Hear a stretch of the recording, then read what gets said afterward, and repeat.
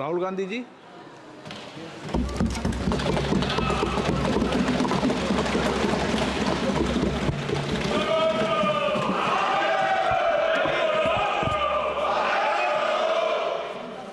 My friends are smiling, but they are also scared. They are scared. Sir मैं आ रहा हूं sir, budget है sir, budget पे ही बोल रहा हूं सर। जो अभिमन्यु को चक्रव्यूह में फंसाया गया था वही हिंदुस्तान के साथ किया गया है। हिंदुस्तान के युवाओं के साथ, हिंदुस्तान के किसानों के साथ, हमारी माताओं बहनों के साथ, स्मॉल बिजनेसेस के साथ, मीडियम साइज बिजनेस के साथ। सर अभिमन्यु को 6 लोगों ने मारा था। उनके नाम द्रोणाचार्य, कर्ण, कृपाचार्य, कृतवर्मा, अश्वत्थामा और शकुनी। सर आज भी चक्रव्यूह के बीच में 6 लोग हैं। सर चक्रव्यूह के बिल्कुल सेंटर में, चक्रव्यूह में हजारों लोग होते हैं सर, मगर उसके बिल्कुल सेंटर में 6 लोग कंट्रोल करते हैं। तो जैसे उस टाइम 6 लोग कंट्रोल करते थे वैसे आज भी 6 लोग कंट्रोल कर रहे हैं चक्रव्यूह को। नरेंद्र मोदी जी, अमित शाह जी। प्लीज एक मिनट प्लीज। नहीं सब बोलने दीजिए। हाँ, आप बैठिए। इस चक्रव्यूह ने क्या किया?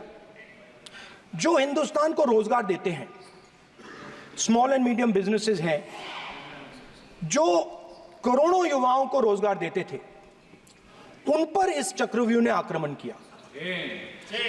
कैसे किया? नोटबंदी, जीएसटी और टैक्स टेररिज्म। आप लोग आतंकवाद की बात करते हो। पूरे देश में अगर कोई भी व्यक्ति छोटा बिजनेस चलाता है तो रात को उसको फोन कॉल आता है इनकम टैक्स डिपार्टमेंट से, जीएसटी से, और टैक्स टेररिज्म का वो शिकार बनता है। इस टैक्स टेररिज्म को रोकने के लिए बजट में आपने कुछ नहीं किया है। तो टैक्स टेररिज्म के कारण, और ये जो आपकी नीतियां हैं, जो आपने कोविड के समय बड़े बिजनेसेस की मदद की और जो स्मॉल एंड मीडियम बिजनेसेस थे उनको खत्म किया, उसके कारण आज हिंदुस्तान के युवाओं को रोजगार नहीं मिल सकता है। बिल्कुल एक युवा को रोजगार नहीं मिल सकता है। अब फाइनेंस मिनिस्टर बैठी हैं। अब युवाओं के लिए आपने क्या किया? बजट में आपने इंटर्नशिप प्रोग्राम की बात करी, और यह शायद एक मजाक है, क्योंकि आपने कहा कि ये इंटर्नशिप प्रोग्राम सिर्फ हिंदुस्तान की 500 सबसे बड़ी कंपनियों में होगा, और 99% जो हमारे युवा हैं उनको इस इंटर्नशिप प्रोग्राम से कुछ लेना देना नहीं, कोई फायदा नहीं होने वाला है। तो आपने पहले टांग तोड़ दी और उसके ऊपर आप बैंडेड लगाने की कोशिश कर रहे हैं। मेन मुद्दा आज युवाओं का एग्जाम पेपर लीक है। जहां भी हम जाते हैं, आपने बेरोजगारी का चक्रव्यूह बना दिया इनके लिए, और जहां भी हम जाते हैं वो कहते हैं देखिए बेरोजगारी है मगर पेपर लीक भी होता है। तो आपने एक साइड पेपर लीक चक्रव्यूह, दूसरी साइड बेरोजगारी चक्रव्यूह। पेपर लीक मैं आपको बताता हूं 10 साल में 70 बार हुआ है। अगर आप जानना चाहते हैं, 10 साल में 70 बार हुआ है। तो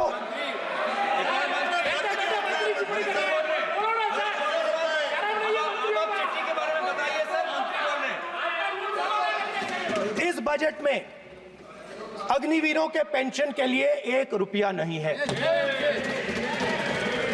आप अपने आप को देशभक्त कहते हो, मगर जब अग्निवीरों की मदद करने की बात आती है, जवानों को पैसा देने की बात आती है, तो बजट में आपको 1 रुपया नहीं दिखाई देता। उनकी पेंशन के लिए 1 रुपया आपने नहीं दिया। तो उनको आपने अग्निवीर के चक्रव्यूह में फंसाया।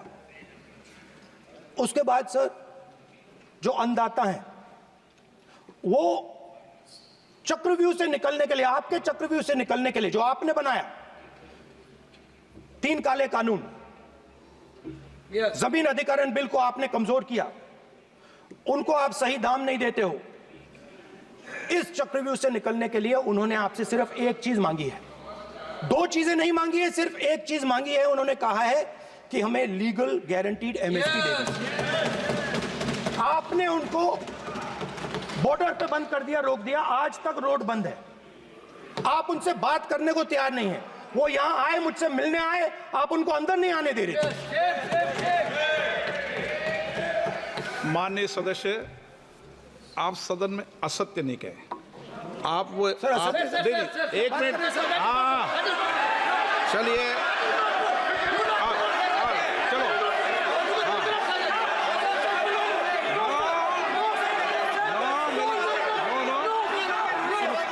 एक चीज मांग रहा है, लीगल गारंटीड एमएसपी। हमें लगता था कि ये कोई बड़ा काम नहीं है सर, ये इतना बड़ा काम नहीं है।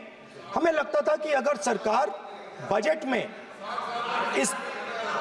में इसका प्रोविजन कर देती, अगर बजट में इसका प्रोविजन कर देती, तो जो हमारे किसान हैं जो चक्रव्यूह में, आपके चक्रव्यूह में फंसे हैं, वो निकल पाते। ये हमारी थिंकिंग थी। मगर आपने नहीं किया। तो मैं यहां इंडिया गठबंधन के तरफ से गारंटी देता हूं कि हम ये काम करके दिखा देंगे। जो आपने अपने बजट में नहीं किया, वो मैं हिंदुस्तान के सब किसानों से कहना चाहता हूं, गारंटीड लीगल एमएसपी हम इस सदन में पास करके आपको देंगे। सर, मिडिल क्लास जो है वो शायद इस बजट से पहले प्रधानमंत्री को सपोर्ट करता था। जब प्रधानमंत्री ने कोविड के समय उनसे थाली बजवाई थी, तो उन्होंने दबा कर थाली बजाई, धड़ धड़ धड़ धड़ धड़, थाली बजाओ बजाई। हमें अजीब लगा, मगर प्रधानमंत्री ने मिडिल क्लास को ऑर्डर दिया तो मिडिल क्लास ने थाली बजाई। उसके बाद प्रधानमंत्री ने उसी मिडिल क्लास से कहा, मोबाइल फोन की लाइट जलाओ, और मोबाइल फोन की लाइट जली। मिडिल क्लास ने, पूरे हिंदुस्तान में मिडिल क्लास ने मोबाइल फोन की लाइट जला दी। अब इस बजट में आपने उसी मिडिल क्लास के एक छुरा पीठ में मारा, दूसरा छुरा छाती में, एक इधर मारा और एक इधर मारा। इंडेक्सेशन जो आपने कैंसिल की, वो पीठ में छुरा था, और जो कैपिटल गेन्स टैक्स आपने बढ़ाया, वो छाती में छुरा था। अच्छा, एक मिनट, आप ज्ञान मत बांटो उनको, वो ज्ञानी है। सर A1 A2 चलेगा सर, A1 A2। माननीय, ये दो लोग हैं सर, ये हिंदुस्तान के इंफ्रास्ट्रक्चर को, बिजनेस को कंट्रोल करते हैं सर। इनके पास एयरपोर्ट है, टेलीकॉम का सिस्टम है, अब पोर्ट्स हैं, अब रेलवेज में जा रहे हैं। सर, हमें इतना बड़ा कॉन्ट्रैक्ट है, वो भी बोल दो सर। इनके पास, राजस्थान वाला भी बोलो सर, इनके पास हिंदुस्तान के धन की मोनोपोली है। तो सर, मैं समझ नहीं पा रहा हूं, इनके बारे में मैं इंडिकेट कैसे करूं? इनके बारे में बोलना तो पड़ेगा सर। अगर आप हमें कहो कि इन दोनों के बारे में आप बोल ही नहीं सकते, तो वो तो हमारे लिए एक्सेप्टेबल ही नहीं है सर। हमें तो बोलना है। अब आप चाहते हो कि नाम ना ले, तो कोई और सिस्टम दे दीजिए हमें। आपको संसदीय कार्य मंत्री ji, please please. No, I'm not giving. I'm not yielding. I'm not yielding. I'm not yielding. I'm not yielding. Sit down. I'm not yielding. I'm not yielding. Sit down. I'm not yielding. आपने प्रधानमंत्री को I'm not yielding. Rajya Sabha में बोला दिया, लोकसभा में बोला दिया। I'm not yielding. Sit down. आप I'm not आपसे yielding. बातें करते हैं, पार्लियामेंट्री प्रोसीडिंग्स का रूल नहीं मानते हैं आप, स्पीकर को चैलेंज करते हैं आप। आपको नियम मालूम नहीं है। इस सदन का सदस्य होने के नाते नियम जानना जरूरी है। नेता प्रतिपक्ष को सदन का नियम के बारे में पता नहीं है, ये बहुत दुख की बात है। हम लोग जो भी इस सदन का सदस्य है, नियम से चलता है। लोकसभा स्पीकर को चैलेंज करके आज सदन के नेता प्रतिपक्ष ने इस गरिमा को गिराया है। ऐसे नहीं चलता है। देश नियम से चलता है, सदन नियम से चलता है, संविधान से चलता है। ऐसे नहीं होता है।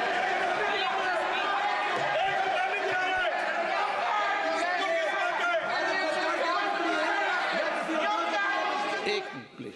स्पीकर सर, मैं समझता हूं मंत्री जी को रक्षा करनी है, मैं समझता हूं, नो प्रॉब्लम। वो सर ऊपर से ऑर्डर आया है सर, ऊपर से ऑर्डर आया है सर, मैं समझता हूं, मैं इस पर कोई टिप्पणी नहीं करूंगा। बजट का जो हलवा है सर, ये बट रहा है, और इस फोटो में सर मुझे एक ओबीसी अफसर नहीं दिख रहा, एक आदिवासी अफसर नहीं दिख रहा, एक दलित अफसर नहीं दिख रहा मुझे। ये हो क्या रहा है सर? सर देश का हलवा बट रहा है सर, और इसमें 73% का एक है ही नहीं सर। ये आप लोग हलवा खा रहे हो और बाकी देश को हलवा मिल ही नहीं रहा है। ठीक है सर, 20 अफसरों ने बजट को तैयार किया, हमने पता लगाया है। 20 अफसर, शांत हो जाइए प्लीज सर। 20 अफसरों ने, उनके नाम मेरे पास है, अगर आप नाम चाहते हैं मैं दे दूंगा। 20 अफसरों ने हिंदुस्तान का बजट तैयार किया है, मतलब हिंदुस्तान का जो हलवा है 20 लोगों ने बांटने का काम किया है। अब स्पीकर सर, उन 20 लोगों में से 90% लोगों में से 90% लोगों में से सिर्फ 2 हैं, एक माइनॉरिटी और एक ओबीसी, और इस फोटो में एक भी नहीं है। मतलब फोटो में आपने पीछे कर दिया, फोटो में तो आने नहीं दिया आपने, कोई नहीं आ सकता। और मैं चाहता था कि बजट में जाति जनगणना की बात उठे, जो पूरा देश चाहता है। 90% हिंदुस्तान जाति, 95% जाति जनगणना चाहता है। कौन चाहते हैं?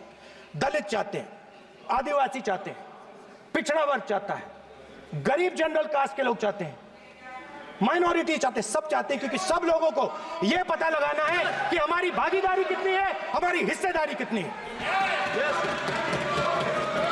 मगर सर मैं देख रहा हूं सर, सरकार हलवा बांटती जाती है, और बांटता कौन है? वही 2-3% लोग, और बंटता किसको है? वही 2-3% लोग, और बाकी हिंदुस्तान 90% हिंदुस्तान देख। फाइनेंस मिनिस्टर मुस्कुरा रही हैं, कमाल की बात है। ये हंसने की चीज नहीं है मैडम, ये हंसने की बात नहीं है, ये जाति जनगणना है, ये जाति जनगणना है, इससे देश बदल जाएगा।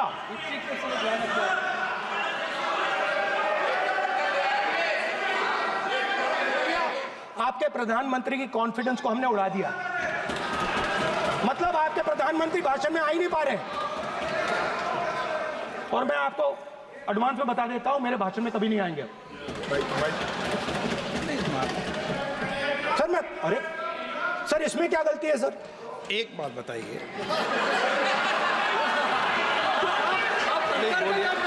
मैं जो आपने चक्रव्यूह, स्पीकर सर, जो चक्रव्यूह बनाए गए हैं, नहीं, कोई अपमान नहीं किया, मैंने कोई अपमान नहीं किया, मैं कर नहीं सकता कभी, जिंदगी भर मरने तक मैं अपमान नहीं कर सकता। क्या बात कर रहे हो आप? क्या बात कर रहे हो? अध्यक्ष महोदय, नेता प्रतिपक्ष ने बजट के संबंधित जो भी भ्रांतियां पैदा की हैं, जब बजट से संबंधित जवाब देने के लिए वित्त मंत्री जी खड़ी होंगी तो उन भ्रांतियों को लेकर जो भी क्लैरिफिकेशन देना है, जो कुछ भी देश को संदेश देना है, वो अपनी तरफ से संदेश देंगी। क्योंकि मैं मानता हूं कि कई भ्रांतियां बजट को लेकर पैदा की गई हैं, लेकिन देश की सीमा की सुरक्षा जिन बहादुर जवानों के हाथों में रहती है, सेना के जवानों में, यह इतना संवेदनशील मुद्दा है इस देश की सुरक्षा का, और सेना से जुड़े हमारे अग्निवीर के जवानों को लेकर जो देशवासियों को गुमराह करने की कोशिश की जा रही है, उस संबंध में मैं कहना चाहता हूं अध्यक्ष महोदय, जब भी आपका आदेश होगा इस सदन के समक्ष मैं पूरी तरह से अपना अग्निवीरों को लेकर स्टेटमेंट देने को तैयार हूं। डिफेंस मिनिस्टर ने कहा कि मैंने अग्निवीर की बात उठाई। सब पहले भी डिफेंस मिनिस्टर ने कहा था कि शहीद अग्निवीर परिवारों को कॉम्पनसेशन दिया गया है, और उन्होंने कहा, हाउस में कहा कि 1 करोड़ रुपया कॉम्पनसेशन दिया गया है, मगर सर वो गलत था। सर उस शहीद परिवार को इंश्योरेंस दिया गया था, कॉम्पनसेशन नहीं दिया गया था। सर मैं ये कहना चाहता हूं सर ये सच है सर। और सर भाषण के एकदम बाद सर कॉम्पेंसेशन गया था सर। नो सर ये सच्चाई है सर, माननीय इसको कोई नकार नहीं सकता, ये सच्चाई है सर।